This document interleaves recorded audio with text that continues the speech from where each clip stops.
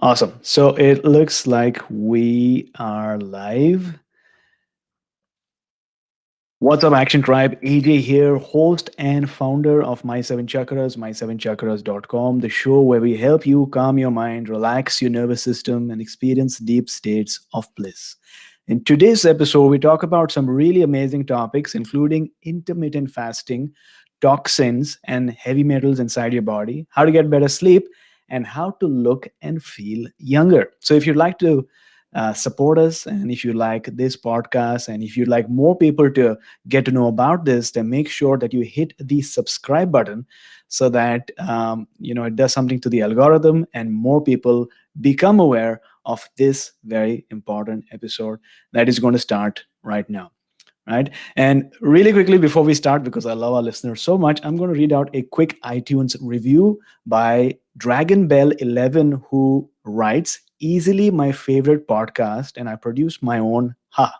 What started out as a pursuit to learn more about the chakras took me here. I have learned so much more than I expected, all about life and perspective and books that have now changed my life, spirituality, and breath work. So many synchronicities with this podcast and my daily life.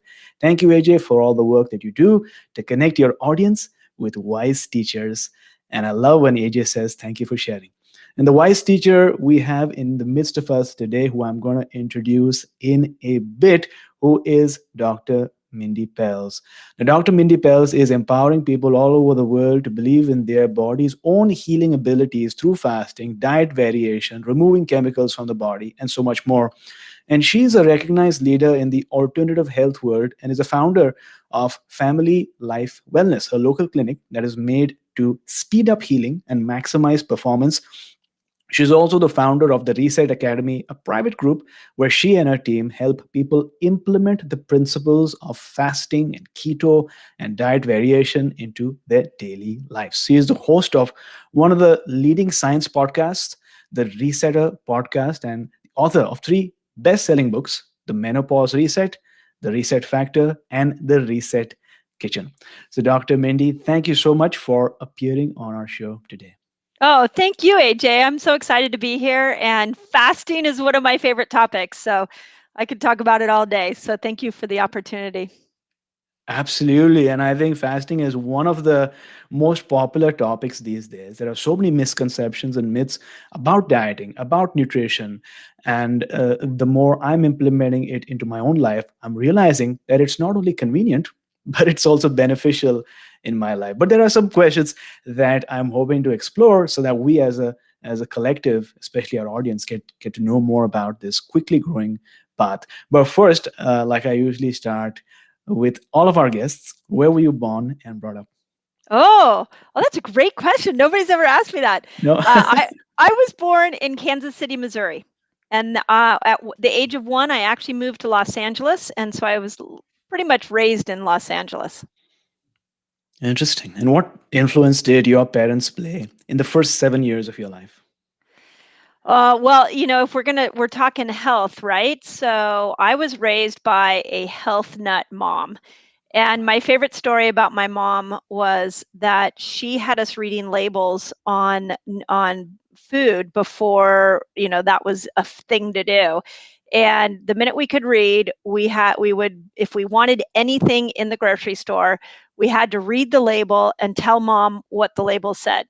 And if the first 4 ingredients in the label had sugar in it, we had to put it back. Now, back in those days, this is like early 70s, there were no chemicals. So there was no chemicals to read. I didn't have any weird names that I had to read, but I had to hunt for sugar. So both my parents had a huge influence on me in the perspective of health. They prioritized health, not just physical health, but mental health. They're in their 80s to this day. They meditate regularly. They were doing yoga. They also were really big into community. So we always had tons of people over at our home, and they still prioritize community and health, and personal growth has been their thing from my very young age. So I was very blessed with some Right. pretty progressive parents. That is so amazing. And the reason why I asked this question is because many of our listeners are, in fact, moms or dads.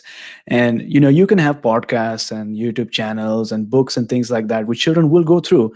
But in the first 7 years, every belief system or thought process or habit that you can instill, it makes a huge difference. Just like So in true. your family, you used to go to the grocery store and read the label and look for sugar. That's sort of like a game, right? So she Yeah. gamified the whole experience for you, which indeed was an amazing habit to have. Yep, agreed, agreed. It didn't feel like a game at the time. Okay. The part of the story that actually is quite funny is I really wanted a fruit roll up, and Mm, all the kids in the elementary school would wrap the full fruit roll up around their hand and they chew on it, but sugar was the fourth ingredient, and I couldn't get it. And so it didn't feel like a game, but wow, now I look back on it, what a gift. It was such a gift that they gave that strong foundation to me was incredible. so, how did you learn or discover about fasting? Well, here's the funny thing about fasting is I'm like the least likely person to be like a fasting guru because Hmm. I was hypoglycemic all the time. I was the one that I woke up in the morning and I would immediately have my cup of coffee and a smoothie or a piece of toast. I was the person that if I left the house, I left with a bag of snacks and I was always, Mm, eating all day long. But it was really when I hit my 40s. So when I hit 40, I have mm, one goal. I really wanted to be in the best shape of my life. And at that point, what that meant was a number on the scale.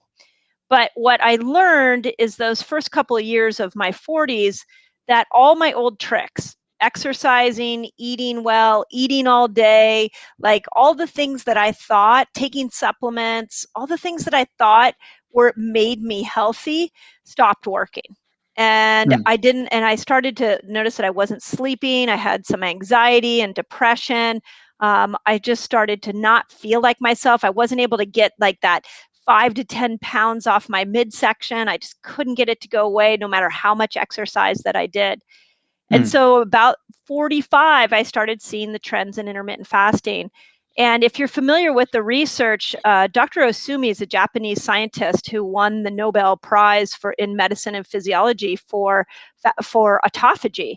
Mm. And from his work started this intermittent fasting craze.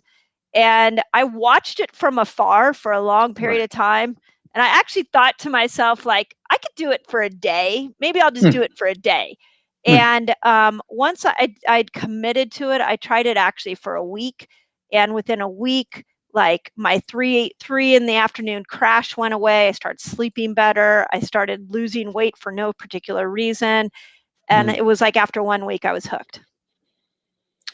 That is amazing. I mean, it's sort of counterintuitive as well, right? I mean, because if somebody who is not used to it might think, hey, why are you starving yourself? You'll be anorexic.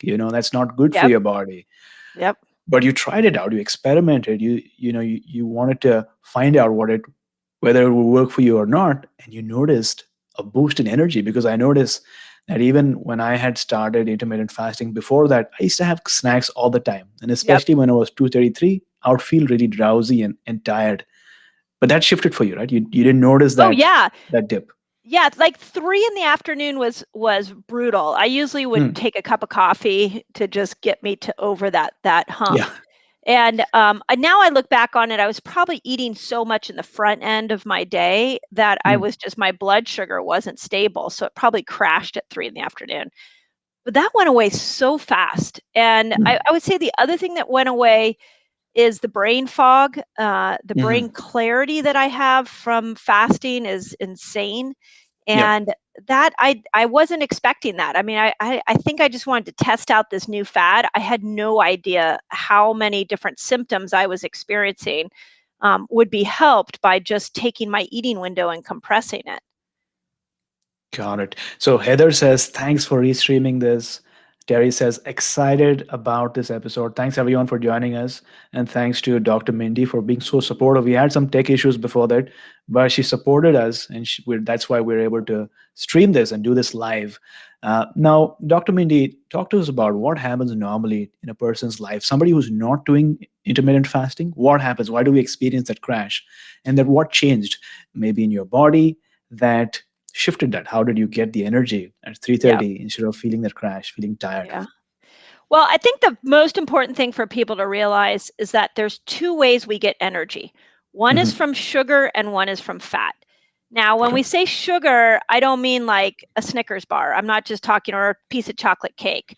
I mean anytime you put food into your body and your blood sugar goes up, you are operating from that energy system. And anytime your blood sugar goes down, you are forcing your body to go over to this fat burning energy system. Now, between these two energy systems, what's so fascinating is that the fat burning energy system is actually more efficient for the body. Your brain would actually prefer to operate from it. You have more sustained energy. You're using literally energy from your fat cells, Hmm. and your body starts to make something called ketones. So when it's over here in this fat burning energy system, it'll make these ketones, and then these ketones go up into the brain and they energize the brain. They can actually go in and heal neurons as well.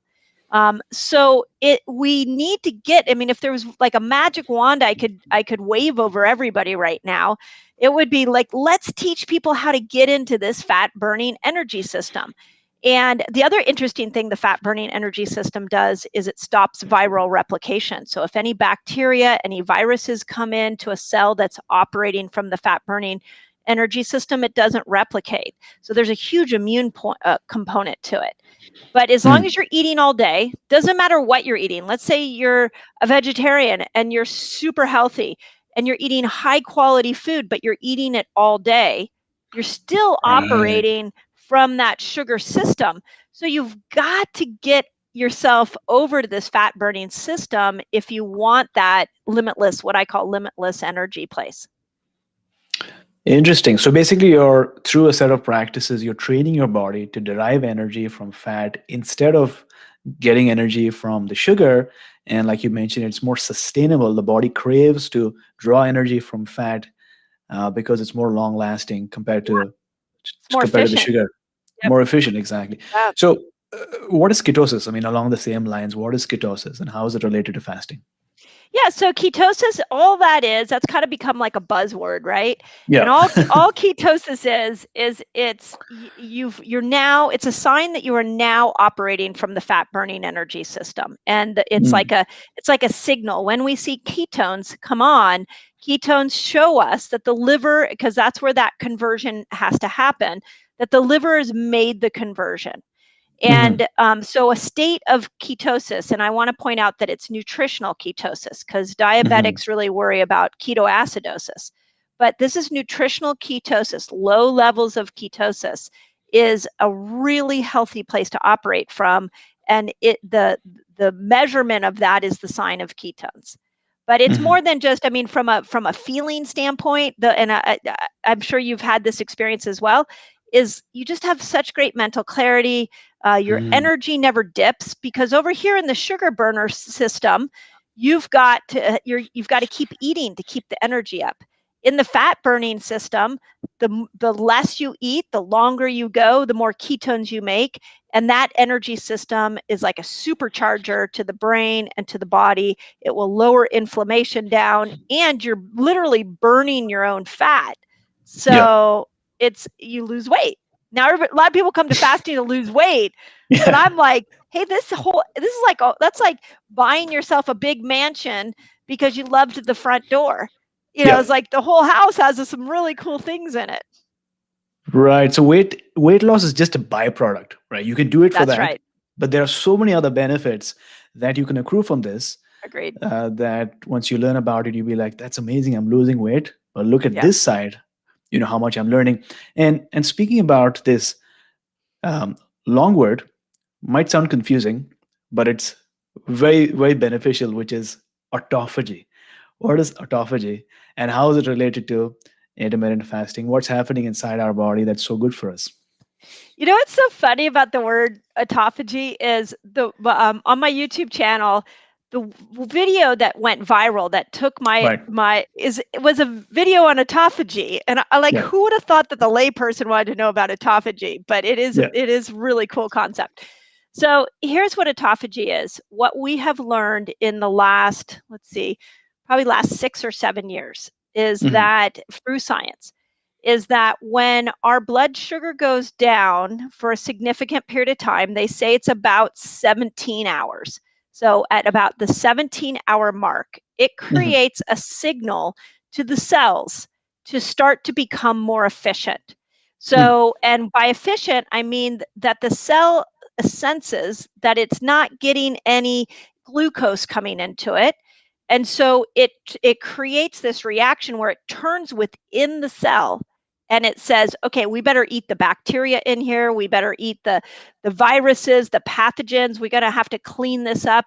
We need to go to the mitochondria. We need to start to repair the mitochondria and the endoplasmic reticulum. We need to make this cell more efficient because Hmm. we don't know when glucose is coming. Yeah. So it's this inherent mechanism in our cells to make themselves stronger, but you got to go 17 hours without food to really maximize it. Although I will say there's other ways to get autophagy. Exercise is one, Hmm. sleep is one. So we autophagy is working often, but fasting is a really hyper speed to autophagy. Wow. And I'm sure people listening to this episode right now, just hearing about how amazing the body is Right? in terms of its innate intelligence and wanting to not just survive, but thrive beyond it, right? We talk about miracles. This is the ultimate miracle of the human body, which is autophagy. Once you cross that 17-hour, the body is awakening its inner intelligence and discovering we don't need that. We need this, right? How Yep. can we? I mean, autophagy literally means eating your own self, right? Isn't that Yes, what it means? yes.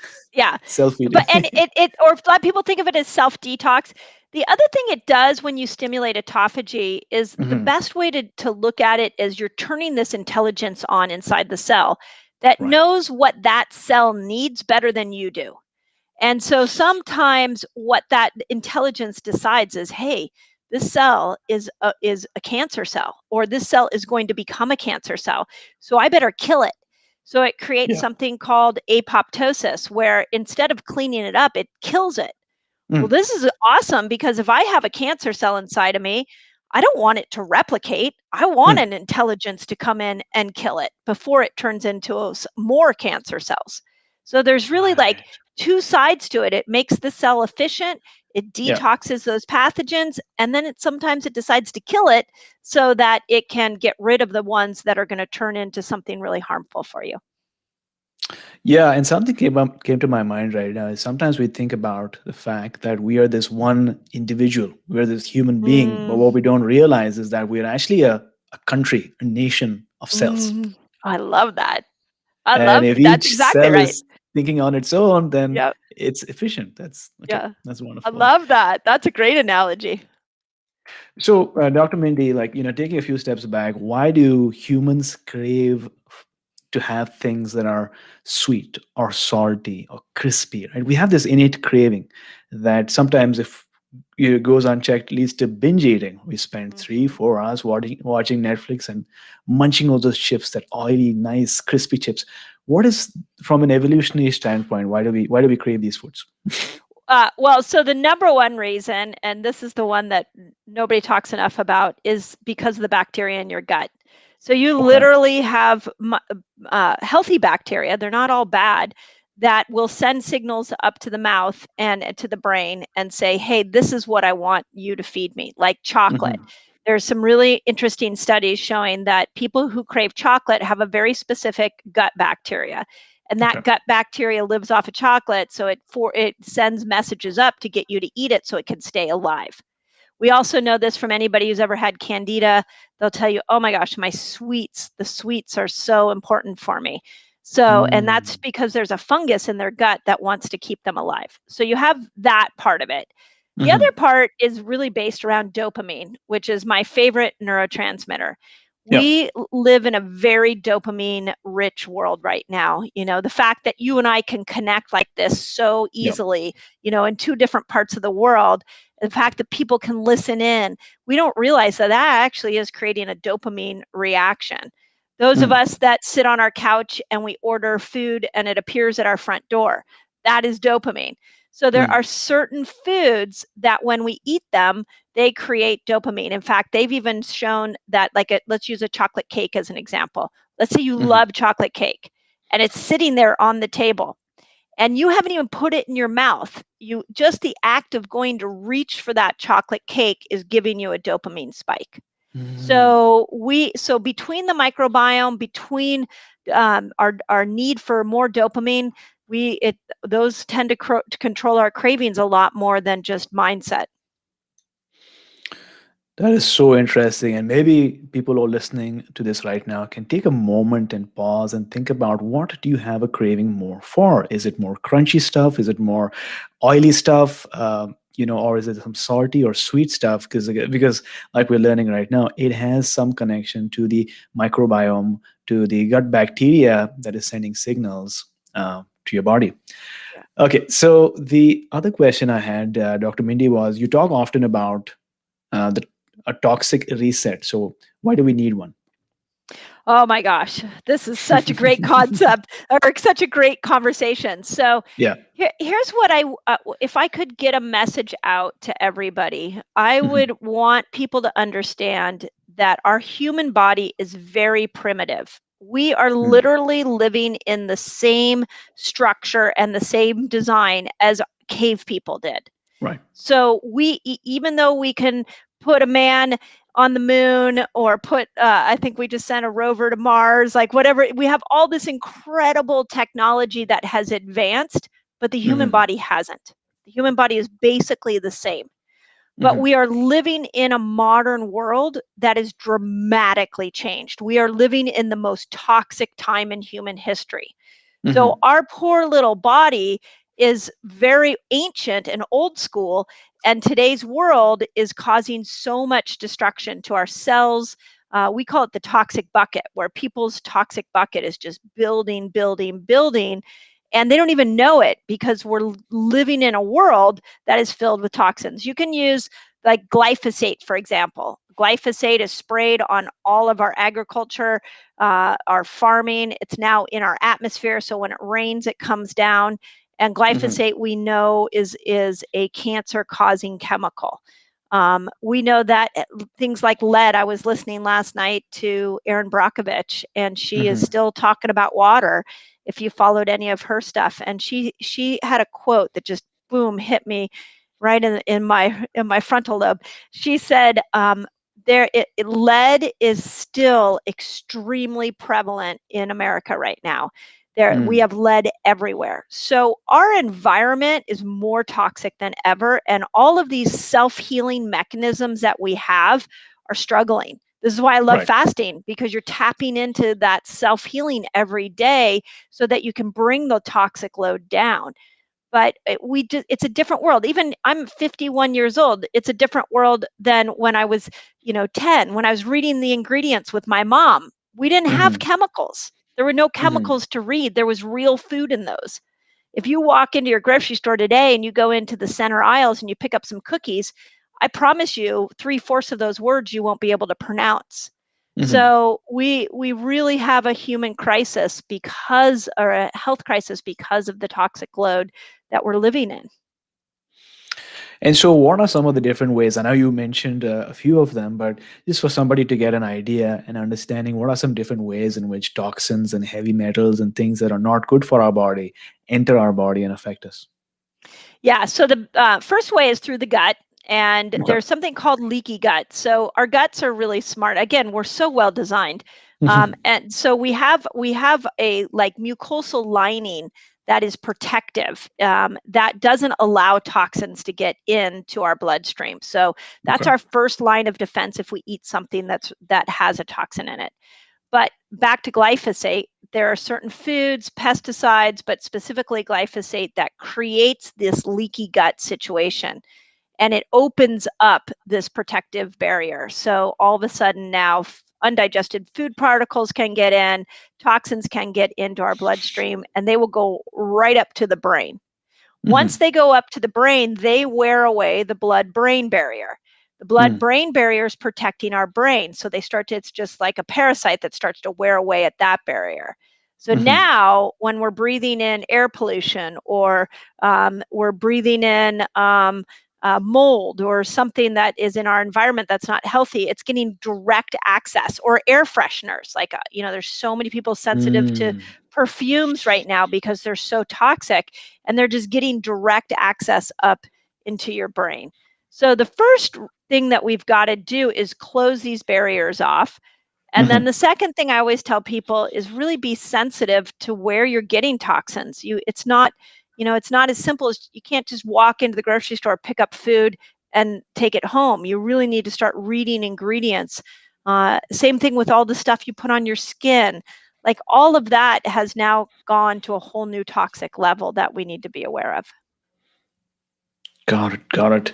Okay, so basically, what you're saying is that we need to be more vigilant when we're going to the grocery and purchasing stuff that we need for our home. What should we look for? Like, you've sort of alluded to the fact that if something is too long and hard to pronounce, and maybe that's a no-no. Anything else Yeah. that we should potentially be looking for? Well, it depends on how, like, deep into the concepts you want to go. But I would say the first thing is, if you have the means, if you can buy organic, buying organic is not just for crazy people. Like, it's for people who want to accelerate their health and prolong their life. So if you have the resources and you can buy organic, I would really encourage you to. If you're really financially tight, then you can do, the EWG has the clean 15 and the dirty dozen, the clean 15, where they map out which supplements you really should be avoiding, and making sure you buy organic. So you can go to their site to look at that. So look at organic. I would also say what you put on your skin matters, and there's some great apps on your phone. Two of my favorite, one is called Think Dirty. It's a funny Hmm. name. It's been put out by the Breast Cancer Prevention Fund, and you can go around your house, and just on your phone you can scan your products and find out what they are, if they're cancer causing, if they are cause allergies. So that's a really easy way to do it. There's another great app called Skin Deep. Hmm. So you got to be, it's almost like you have to be aware that what's coming into your home, what's going into your mouth, could be toxic.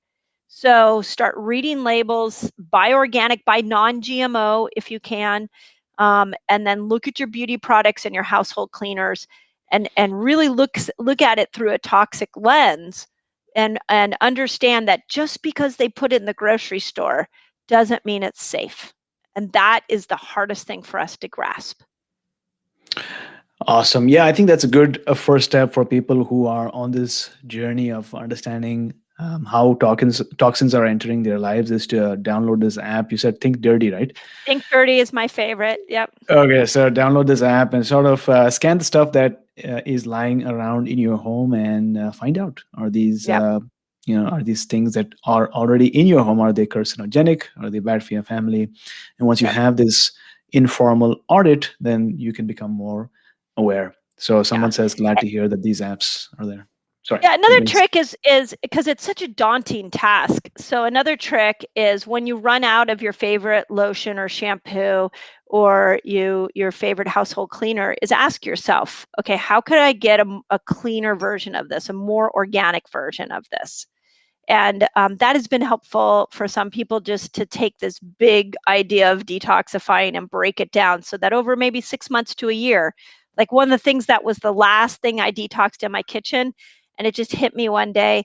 I went downstairs into my kitchen, and I just took all plastics out. I just, all the Tupperware, and I had been detoxing for several years at that point, and it was like, for some reason, I hadn't made that final step with the toxic plastics. So it's a process. So, how do these plastics affect us? I mean, I've heard that some of these plastics are not good for us when it comes to Tupperware and things that you would imagine are not so bad for you. How do they affect us? Yeah. Um, yeah. There's a couple things. If we go back to the cell again, the Yeah. first thing to realize is, on the outside of the cell are little receptor sites. And Mhm. so these receptor sites are allowing hormones in, and like insulin and estrogen and progesterone. They allow nutrients in, like vitamin D. Mm-hmm. And so, if you have, what happens is with plastics, toxins, neurotoxins specifically, endocrine disruptors, they sit in those receptor sites.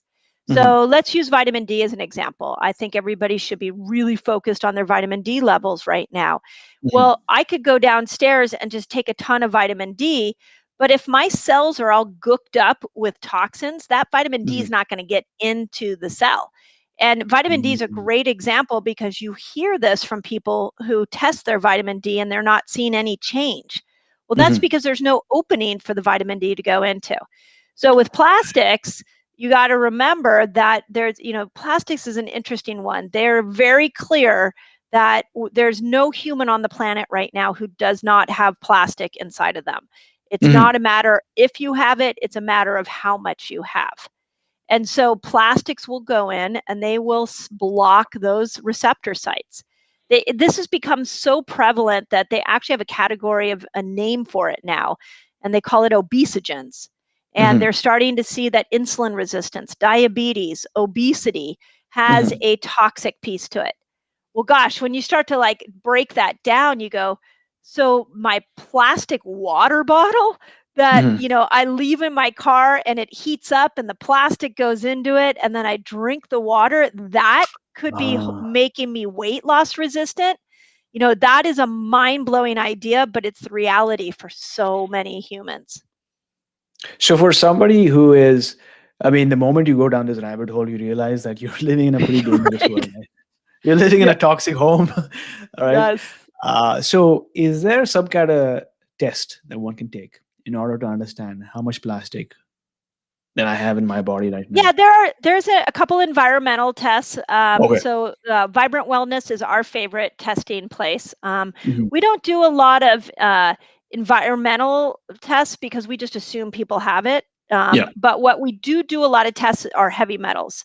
So the reason that heavy metals are the most harmful is because they tend to accumulate in the brain Hmm. and they will lead to Alzheimer's and dementia and memory loss. They also can go into the part of the brain, the hippocampus, the hypothalamus, the pineal gland, the pituitary gland. They'll go in there and they can affect mood, memory, hormones. So heavy metals are probably the worst. Mercury is in our fish, it's in our mouth, it's in our medications, in our flu shots. Lead is actually passed down from different generations. So lead can Mm. live in your bones. And when a mom is pregnant, that lead will come out and go into the baby. And so Yeah. then it gets passed down. Lead is now in our water. So there are some, all toxins are not created equal. So Hmm. plastics, interesting thing about plastics is you have to accumulate a lot of plastics before you have a symptom of like weight loss resistance. Well, with heavy metals, you don't have to accumulate very many in Hmm. order to start to see some detrimental effects to your body. And it usually affects your hormones and it usually affects your brain. And things like insomnia, women going through menopause often experience this the most. So each toxin has a little different impact on the body. Yeah, and I came across one of your previous episodes, and I think you spoke about it during one of your interviews, but you mentioned that especially lead can be passed down from parent to offspring for up to 4 generations. Is Yeah. that correct? Yes, 4 generations. It's crazy. There's studies that what they did on mice where they Mm. watched how they introduced lead into the mouse and then they mated the mouse and then they saw that the lead continued on by the 4th generation. No, by the 5th generation it had stopped. Yeah. But that one, whatever, so if you think about that, that means your parents, your grandmother, what your great grandmother was exposed to can have an influence on you. Hmm. Right. So when they say that, trauma is also can be intergenerational, right? And if they're finding that lead can be present, then Yep, it sort of builds the case for collective trauma that can be passed on from one yep, generation to the other. And the good thing is somebody can realize right now and they can put a stop to it once that's and for right. all. Yes. Oh, and here's our vision in our Right. clinic. We want to start teaching women before they get pregnant to detox. So Mm. what if before, and men too, because what Yeah. the toxins in a man can Yeah. change the DNA of the sperm, and that can affect how what genes get passed down that way. But if you took couples and you detox them a year before they actually had a child, that you're now we're putting a stab at stopping that continual hand down of the toxic load. Our great grandparents didn't have the Hmm. toxic levels that we have in our modern world right now. What's going to Hmm. happen to this generation, to these 20-year-olds, these 30-year-olds? Yeah. They are so highly toxic. What's going to happen when they start to reproduce? What load are they passing down? Yeah. It's crazy. It's mind-blowing when you start to wrap your head around it. And it's honestly, toxins is like a really depressing topic, but it's Hmm. one that has to be talked about because we can take personal action, and we can Hmm. make personal steps to lower our load so that we don't keep passing it on generation after generation. Absolutely. And what a gift it'll be for a child who does not have to receive those toxins, but instead gets wisdom and blessings Mm, and kindness. And I know this topic might be uh, might create some level of guilt in parents that yep, I didn't know that I should have done this. It's not about what you should or could have done. It's about now that you know that, what can you do that's um, right. in We the say present moment. Yeah, we say when you know better, you do better, and I think it's very important. As a mom myself, you didn't know, like, how nobody. It's not this is why doing podcasts like this is so important, because Mhm. we have to talk about it. We got to bring it up so Right. we can educate each other on it. And in that, we have to have a general rule that we're not going to beat ourselves up. We're not going to beat our parents up. We're not going to have any shame or guilt around it. It's just this is what it is. And so let's Mhm. start to do it different. Let's pass this information down differently. Yeah, and you did mention that these heavy metals have an influence not only on our bodies but on our brains as well as the things within our brain, like our pineal Hmm. gland and pituitary gland. And one aspect of this is also the sleep cycles. But the other aspect, right, is our spiritual experience, right? Because the pineal gland is Mm. this, they say it's a seat of the Mm. intuition and Yeah. our connector to that which is beyond the veil. So I'm guessing that that's holding us back from experiencing those amazing feelings of deep connection and realization that we're not this separate, small little beings, that we are in fact connected to every animal and plant and living being that there is. So I'm guessing it's holding us back, right, from having that full transcendent human experience. Yeah, oh my gosh, I love that. I got chills as you were saying that.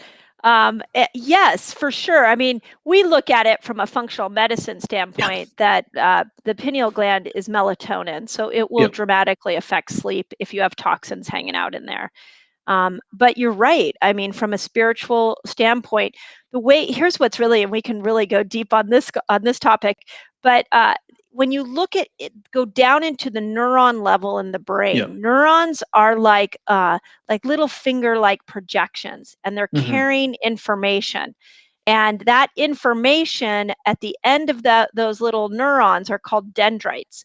And Hmm. the dendrites are where the heavy metals hang out.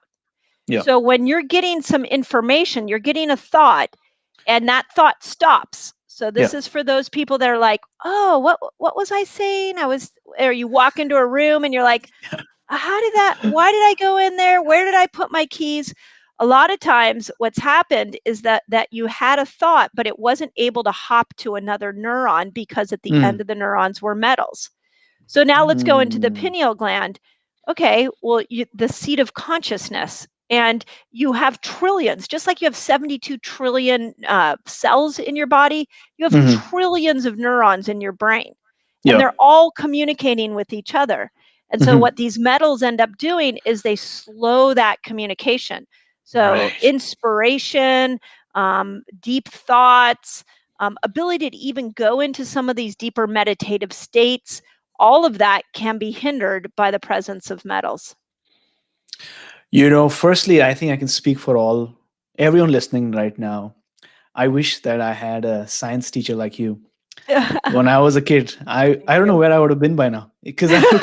really understand everything going Thank on you. in the neurons and the dendrites and how this affects our thought process. But it's so true, I just came across this quote by Michio Kaku the other day when I was researching about creating a episode that connects what's happening in the brain to breathwork, because I'm a breathwork Mm, instructor. But he said that our brain is the most complicated object in the known universe. yep. Isn't that Yes. crazy? Like, we look at Mars and we look at everything happening around, we look at the depth of the ocean, we look out in the sky.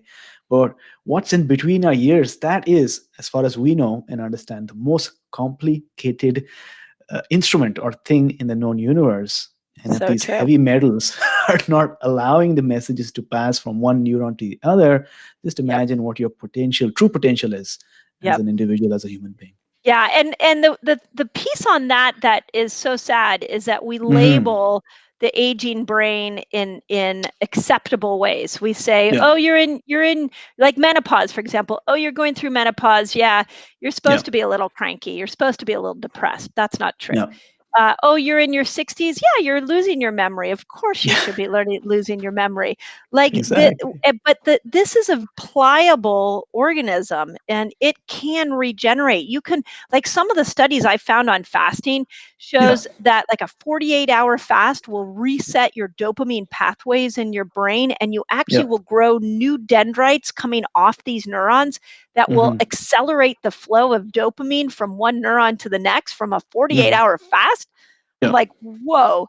So there is so much that to be discovered about the brain that we have to make a promise to ourselves that Hmm. we will not accept a diagnosis that limits our potential, because Yeah. the human body was meant to live to 120. It comes with these Right. self-repair mechanisms.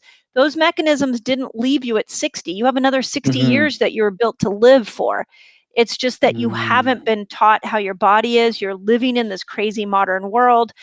So we've got to tap into podcasts like yours where we're bringing the power back in a loving way. We're looking within and Right. saying we're in control here. We just didn't weren't given the manual on how to use this body. Yeah, that's very true. And I love what you shared there about how we sort of relegate the joy and happiness to young people. And Mhm. once you've grown old, you're not supposed to have fun. Because yesterday I went shopping, I bought some clothes, and I told my mom. And my mom was like, "Yeah, yeah, you should buy clothes. You're young right now. You need to dress well and feel happy." And I said, "That's not true. Yeah. Why should I feel happy just because I'm younger, right? Yep. If you're 55 or 65 or 75 or 85, you deserve, like, happiness is your birthright. It's Yep. just like you pointed out, we don't have that manual to how to feel happy. We let our genetics limit our full expression of life. But the truth is, like you're pointing out, if we explore intermittent fasting, if we know how to breathe, if we hang out with people that support us and elevate us, we will feel younger. That's right. Being young is just a feeling, right? Yep. There's a difference between getting old and feeling old. Yep. You know, what one of the reasons I even got into understanding heavy metals is I started to see my patients when they came in the clinic. Mm, I had 40 and 50-year-olds telling me that they were dramatically losing their memory. And mm, now at this point, I had been in practice about 15 years. So this was yeah. about 10 years ago. And I was like, what? Like, why is everybody losing their memory? What's going Hmm. on? Yeah. And that's when I started to look into what environmentally was going on. Now, you can take that and you could ask the same question as to why do we have so many children with learning disabilities? Why do we have so many Ah. teenagers with anxiety? These are all the same chronic toxic issue that is damaging the brain. Mhm. And we're just giving them fancy labels. And Yeah. the challenge when we give it a fancy label is that we make it acceptable, and it's not Right. acceptable. Let's take the diagnosis away and then ask, okay, I'm 50 and I don't have the memory that I had, 3 years ago. Yeah. So what did I do different in the last 3 years? My child isn't learning to read. What is there potentially that's going wrong with the brain? But we go quickly to the diagnosis and forget that there's an intelligence in the body that has been interfered with by this toxic load. That's very true. And I was hoping to go down the route of fasting. I mean, fasting, there are so many different types of fasting. I know you've got multiple articles on your website that explore this. And sometimes people get caught up with the terms OMAD and 2MAD and different Yes, words yeah, like that. yeah, Well, broadly speaking, what are some of the different types of fast that somebody can do? yeah. So here's the order in which I like to put fasting, so it kind of gives Mhm. people steps to understand. Sure. I think Okay. the most common one is intermittent fasting, and to me, intermittent fasting is 13 to 15 hours without food. Okay. And there's tremendous amount of research. The most popular study that has been done was published in the New England Journal of Medicine in December of 2019. They had reviewed over 1,500 peer-reviewed articles, which is almost insane. And Yeah. they came out and said intermittent fasting should be your first line of treatment for diabetes, for Hmm. obesity, Alzheimer's, dementia, asthma, multiple sclerosis, and you should use it as a tool pre and post surgery. Okay. So it really cool. So intermittent fasting should be part of our lifestyle.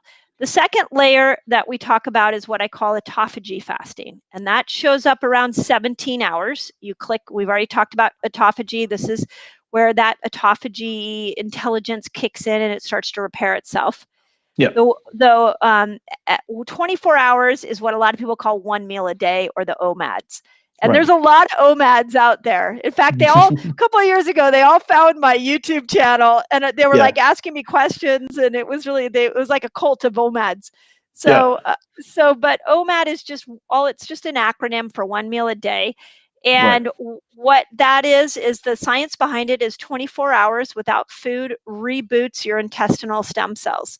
And so it makes it so that you can like any kind of gut issue, if you've been on antibiotics and you destroyed 90% of the bacteria, you can really refertilize and reboot your intestinal microbes through a 24-hour fast.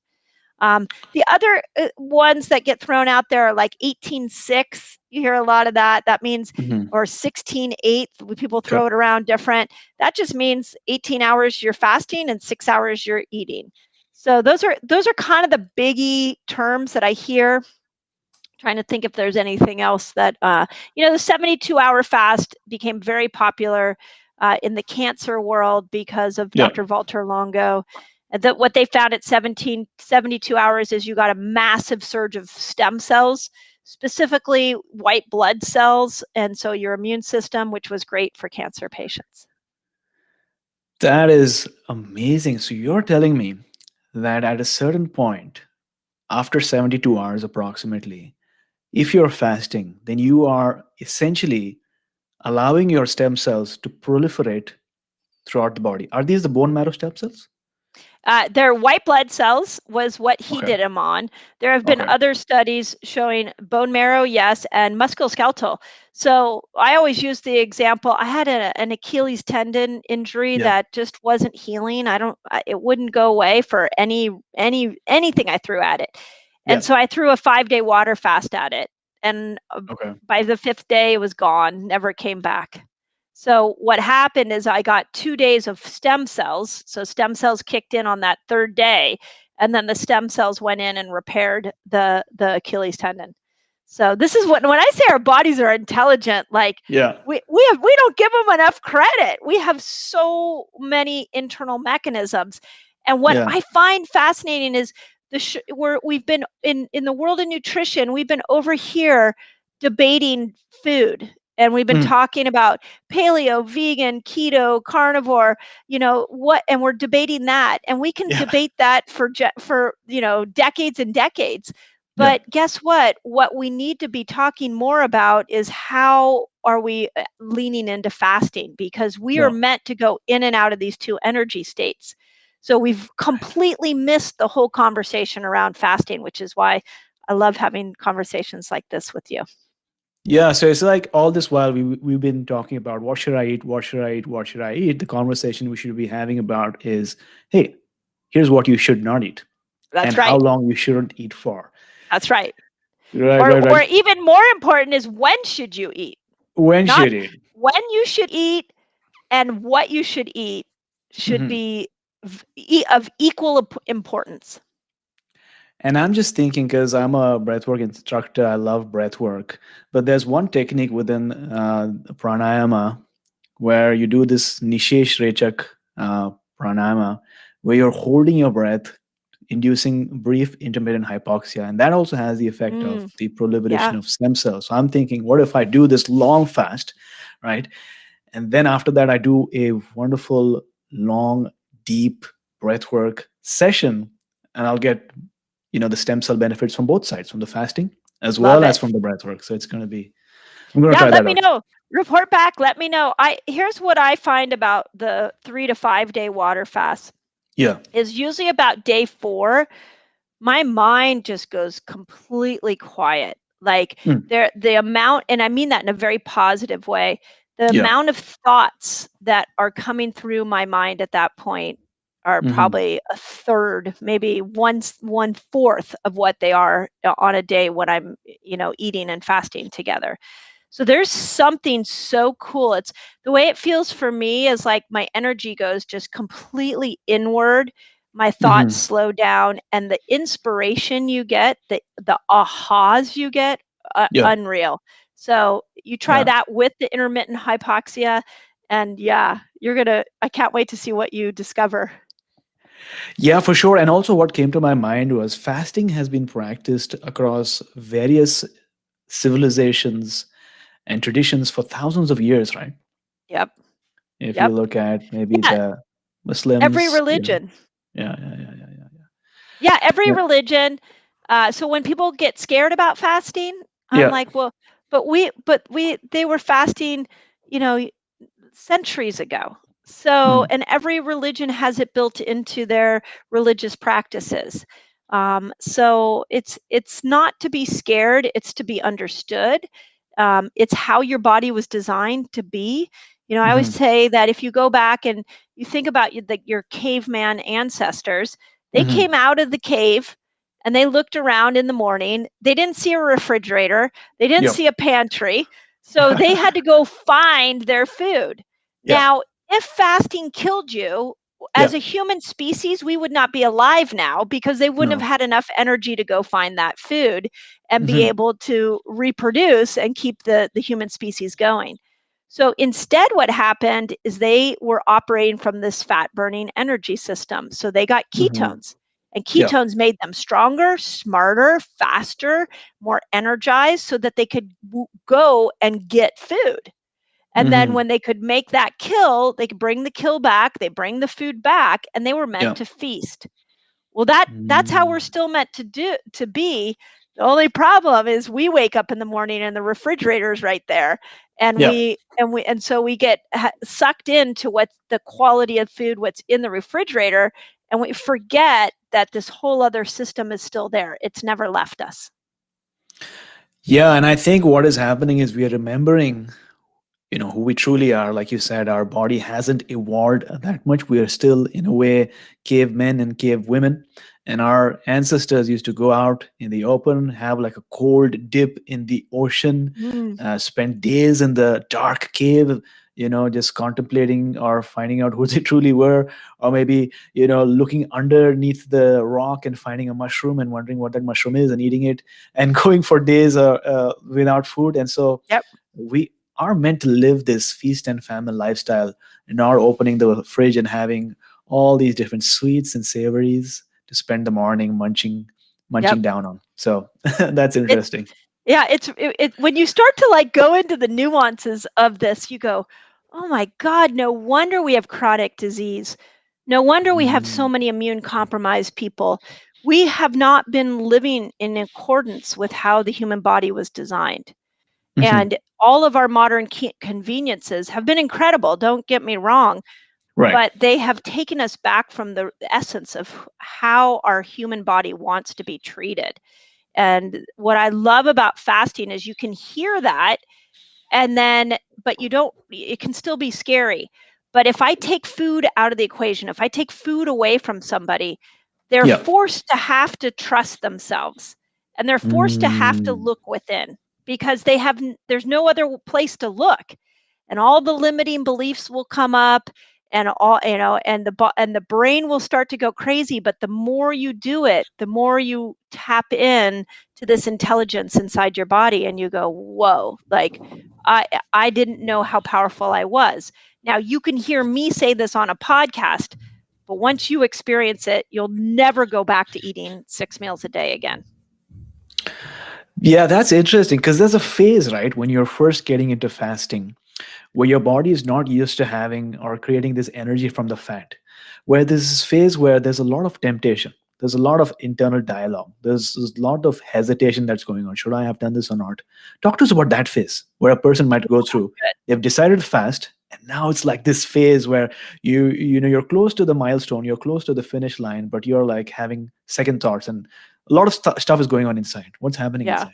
Yeah, so there's a couple of things you can do. A lot of people, if we kind of walk through how you get into like a really good 15, 17-hour fast Yeah. phase. I always say that there's two parts of the equation. One is when you're eating, start thinking about stabilizing your blood sugar. So take out the refined flours, the refined sugars, eat the good oils. Like that will help your fasting so much easier. But then slowly start to take your eating window and compress it. So you're eating in a shorter period of time and fasting in a longer period of time. So this starts by pushing breakfast back an hour. Do that for a couple of days, and then you can push breakfast back 2 hours, and then you can push it back 3 hours. And then it's like, once you get your groove, you can keep going. Now, what do you Mm, do if you're like, hey, I want to try a 24-hour fast and I've only done 15, and every time I get to 17, I'm like, okay, I want to give up. yeah. So there's two things you can do there, actually like three. The first is remember that there is something called a hormetic stress. Or Mm, hermetic stress is that when you just push the body to just a little bit of a stressful point, you build stronger.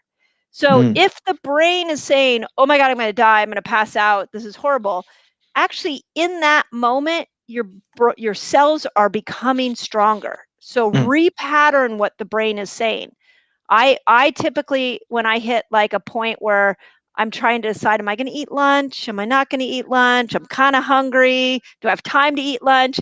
What I've trained my brain to say is just hang on, ketones are coming. And when I just Mm, calm the brain down, just say, just wait, it's coming. What you're doing is you're reminding yourself that you're going from the sugar burner to the fat burner. And that once that switch happens and ketones come, then ketones will go up into the brain and they will shut off the hunger hormone. And when they shut off the hunger right. hormone, you're not gonna care anymore. So that's one thing, is that's the mindset.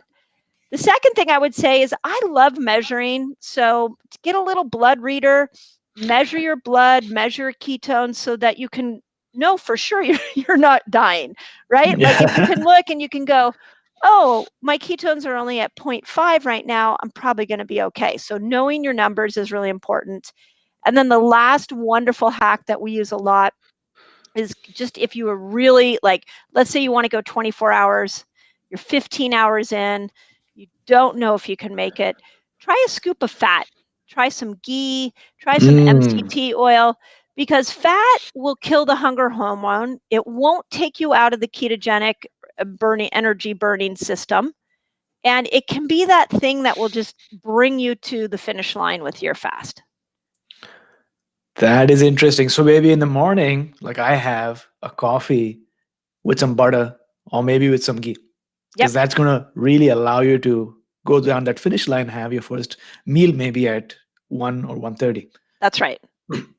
Yep, that's Yeah. exactly what I do. I do ghee, I'll do some MCT oil, maybe a Okay. little bit of organic cream, and I'll have that in the morning. And so now I've started the day off by moving myself over to this fat adapted system. And once that extra fat will actually start to get you to make more ketones. And the more Mm, ketones you make, the more the hunger shuts down.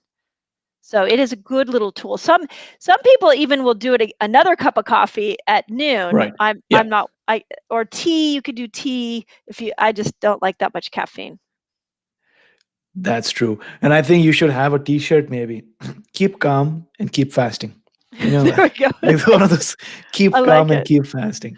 So Or what about like keep calm, the ketones are coming. keep calm and and the ketones are coming. Yeah, with an army of ketones below. That's a good uh, idea. but and I think we spoke about this prior to this interview. But how is fasting different for men versus women? Yeah. Is there a It, more nuanced difference over yeah. there? Or- Yeah, so there's a lot to unpack with that, and I'll give Yeah. you the simple answer. The first thing to know is that men and women should do it differently. Okay. And here's why.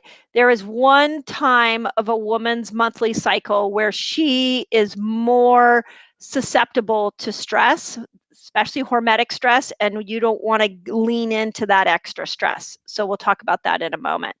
But there has been a movement as fasting has gotten more popular. You're hearing more and more people say women shouldn't fast, and that there's nothing. I completely disagree with that. I feel like yes, we should fast. We just have to fast differently. So if you're a cycling woman, the week before your period, you don't really want to do a lot of fasting. You want to do more hormone building foods. So things like squashes and potatoes and beans and citrus fruit and and tropical fruits. You want to do more nourishing, less autophagy. You don't want to be in a deprivation mode. You don't want to have a hormetic stress. So the week before your period is really important. The other place is in postmenopausal women. So for women over 40, what happens is our estrogen and our progesterone starts going down, down, down, down, down, and it'll continue Hmm. the majority of our life. Now, why fasting works so well for menopausal women is it makes us insulin sensitive again. So if we get insulin resistant, we become estrogen resistant. And we've already got an estrogen that's declining.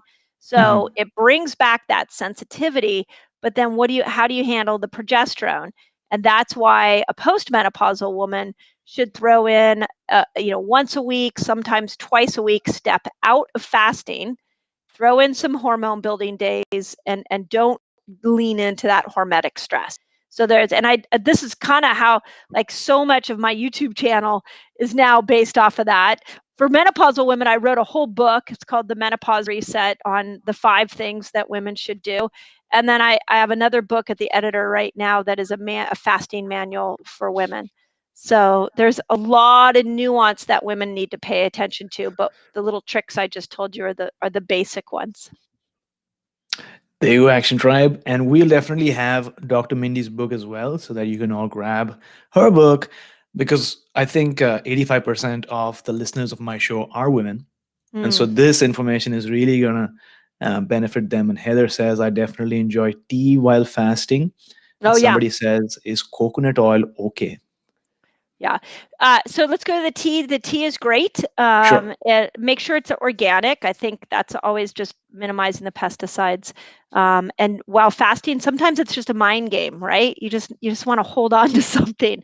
I've come home Yeah. on days I'm doing like a 3-day water fast. I've put mineral water in a wine glass and just to kind of feel like I'm doing something. And then coconut oil. Yes, coconut oil is great. Again, make sure it's organic, but it also is a great fat. So, Dr. Mindy, these days I'm a big fan of the OMAD diet. I've been doing like 2 meals in a day for about 3 years now, actually, so more than 3 years. So I was used to 2 meals per day, enjoying it, but I wanted to push it to the next level. And so, for over the last, I'd say 6 months, I've sort of gone between 1 meal and 2 meals a day. But something I need to get better at is how do I break that fast? What are your thoughts around now that you finish that fast, Mm. you're having 1 meal. What should that 1 meal be so that you're giving your body all the nutrition and the uptake that it needs in order to, facilitate all the bodily functions and thrive. So, what are Yeah. your thoughts around that? Well, so it really depends on what you're trying to do. Okay. So, but breaking the fast it can be as important as the fast itself. Yeah. So here's how I look at it. If I want to replenish my microbiome, I'll break my fast with a lot of times my go-to is a half of an avocado with sauerkraut on it. And Okay. so I getting that good bacteria in there. if I want to maybe only do one meal that day and I just want a little snack, but I need to Hmm. stabilize my blood sugar a little bit more, get a few more ketones, I'll break it with a fat. I'll do, again, an avocado, a scoop of nut butter with some ghee on it, uh, a fat bomb. I like these fat bombs called keto cups. So if you want to Okay. keep going, break it with Hmm. fat. If you want to repair your microbiome, break it with like a fermented food. And if you want to build muscle, you want to break it with protein. So Okay. if you eat animal protein, you would break it with like a hard boiled egg, or if you're not, you could do a pea protein powder. You could do some kind of protein powder. So if you break it with protein, you'll build muscle. If you break it with fat, you can elongate the fast. And if you break it with a fermented food, you repair your microbiome. So I guess then a nice balanced diet would have some protein, would have Yeah. some, some fermented stuff. And the third thing, what did you mention? Fat. Fat. Yeah. Fat. Yeah, yeah. I just got some nice fermented pickles and some fermented beetroots, and I'm really loving them. So Yeah. So I you think can put all three together if you want. yeah, So right. broths are good. A lot of people for the longer fast, I love bone broth. It has something called glycine in it, where the glycine will go in and it'll really heal that inner mucosal lining of the gut. So sometimes, especially in the winter months, I want to break it because fasting can make you feel kind of cold. I often want to break it with a warm broth. You can do vegetable broth. That can work as well too. Interesting. And so the other question I had is, at what point when you're fasting does it begin to go downhill? Is there any point Mhm. beyond which you're like, you're not getting any benefits, you're actually starving yourself? Yes, yes. Well, so for everybody, it's going to be a little different. Sure. Yeah. But remember that fasting is like exercise, it's this hormetic stress. So it's a good Hmm. stressor. But at some point, if you go too long, it becomes a bad stressor. Very much like if I go for a half-hour run, that might Yeah. be perfect. But if I go for, a 3-hour run, I might be injured. Hmm. So the real test is look at your blood sugar. So the blood sugar and ketone reader is going to tell you if you've gone too far. And Hmm. I know the American measurements, but we basically look at 70 to 90 milligrams for your blood sugar, and you don't want to go over ketosis is somewhere between zero point 0.5 and 6.0 is a good healthy range for ketosis. If Okay. your blood sugar dips down into the 50s, yeah, that could be an issue. If your ketones get up into the points, 6.0, 7.0, you're going to want to watch that. Okay. So those are kind of the biggies. Then the other thing that I think is really important for people to know is fasting. It can when you go to new limits, you could feel dizzy, you can feel Hmm. nauseous. Those are all normal reactions.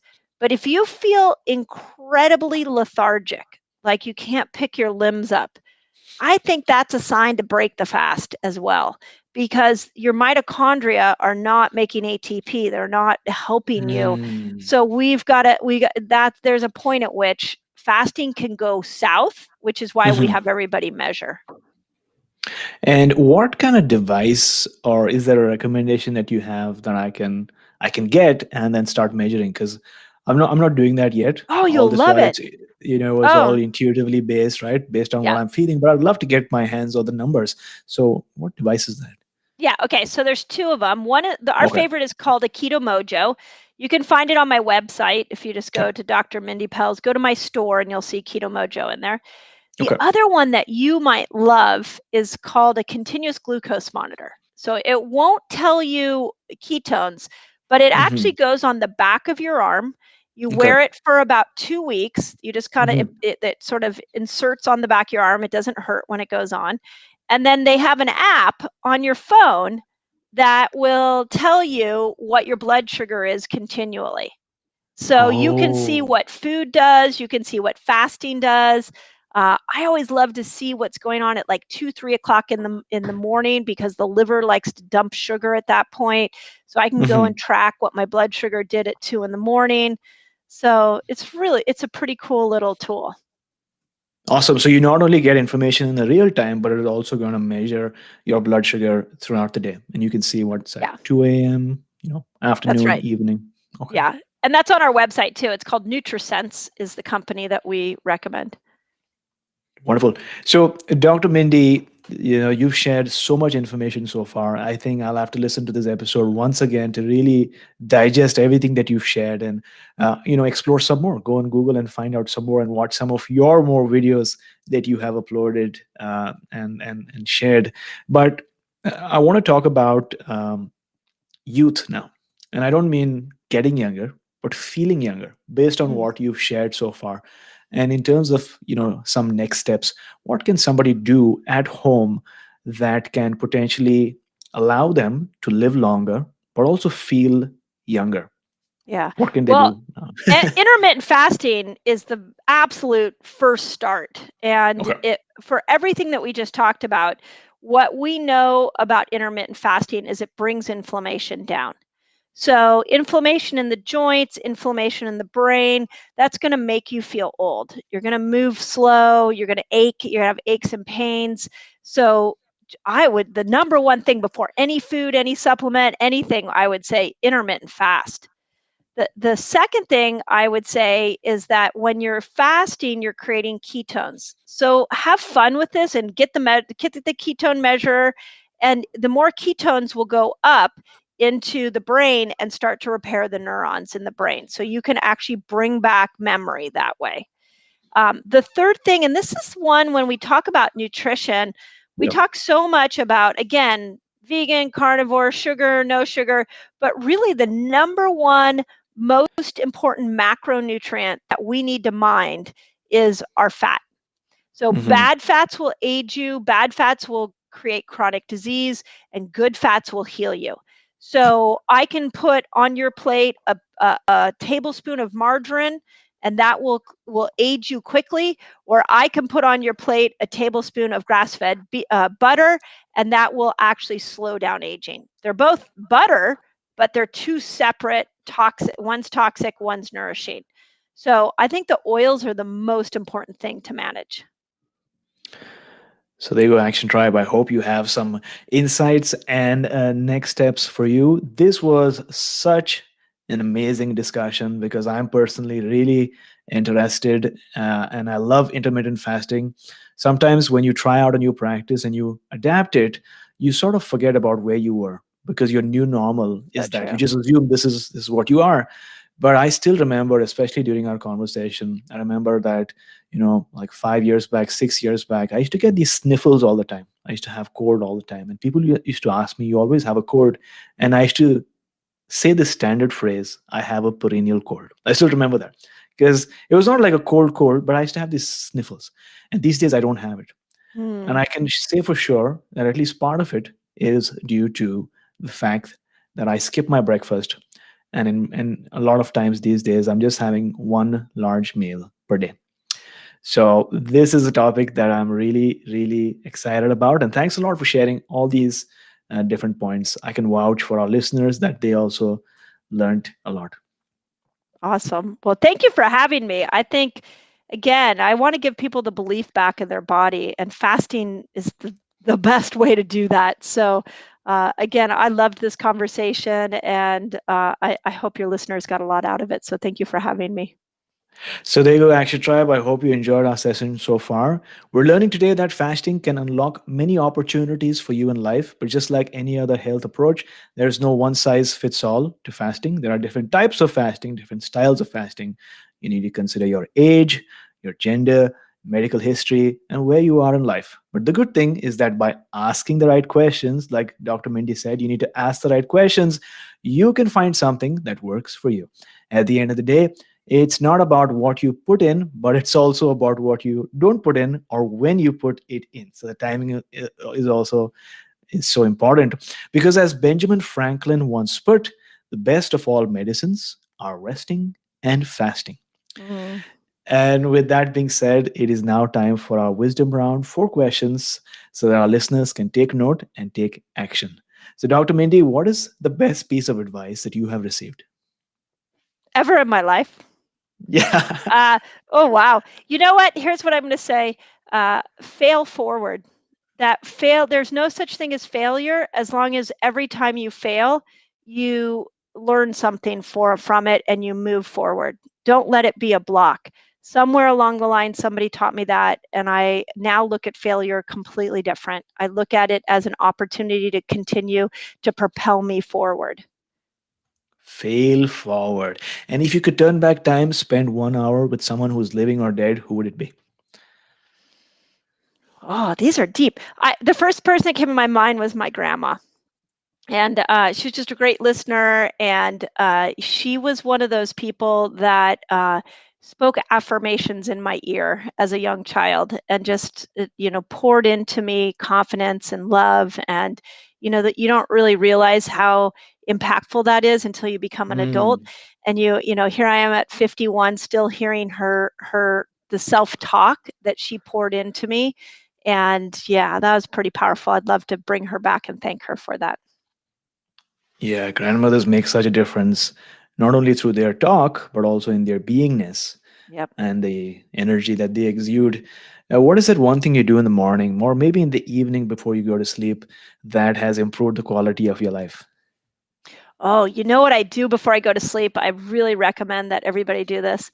Is when I put my head on the pillow, I think about all the incredible things that happened to me that day. So I focus on the Mm. positive of what went down for me that day as opposed to the problems I have to fix. And then I future trip the next day and think, okay, what are all the wonderful things I'm going to get to do tomorrow? So this actually came out of just the challenge of doing the opposite, where I used to think, oh, this went wrong and I got to do this, and then tomorrow I'm going to need to fix that. And so I learned to retrain my brain so that when my head hits the pillow, it's time to think about all the incredible things, and then to geek out and get excited about what tomorrow brings. Amazing. And Dr. Mindy, how can they, get a hold of your book?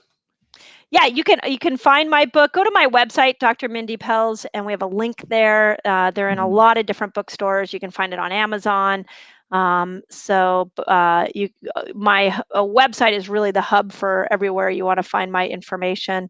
But yeah, my book is there, and enjoy. It was really a love project to women over 40, and my experience going through menopause, and I really wanted to create a some kind of documentation that women can change their lifestyle as they go through menopause. They don't have to lean into medications. They can really take some serious steps and make changes in their own just habits that will Mhm. make menopause really, really effortless.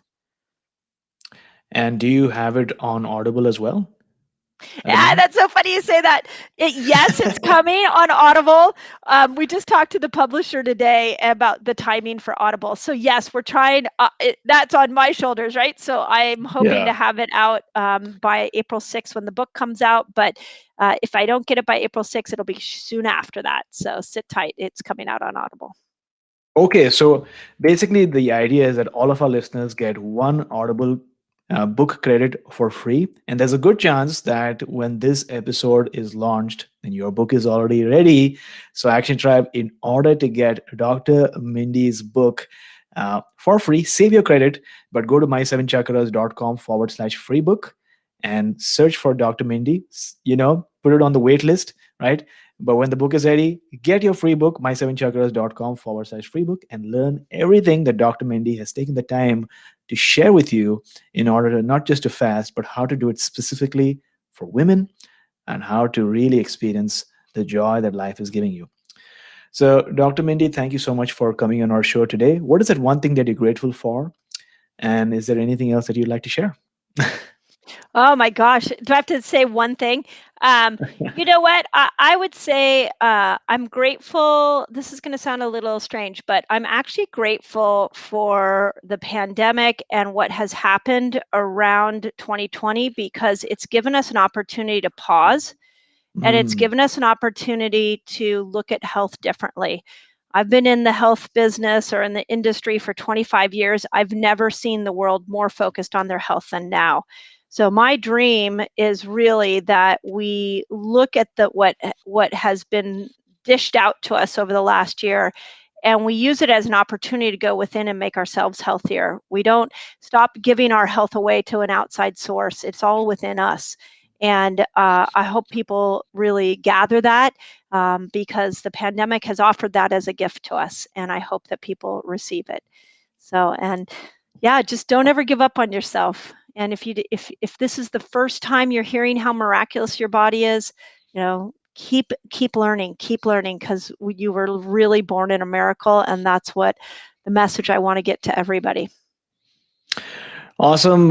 So, everybody, especially if you enjoyed this episode, and I know I did enjoy this episode, but if you enjoyed this episode, then take a screenshot on your phone and then tag us, tag Dr. Mindy on Instagram, tag me at my seven chakras on Instagram, so that we can share your message and we can connect in that way. Dr. Mindy is doing so much amazing work on YouTube, on Instagram, and all these different platforms. I can't. I don't know how she does it, but she does it right. So make sure you connect with her, and if you listen to this episode, tell her I listened from my seven chakras, right? And if you have any feedback, comments, observations, or something at all, you can reach out to me at aj@my7chakras.com. aj@my7chakras.com. Love to listen from our listeners, and we are going to create more such amazing episodes in the future. Dr. Mindy, thank you so much for coming Thank on our you. show, talking to us about the amazing healing properties and qualities of the practice of fasting and taking us one step closer to a human revolution. Thank you, AJ.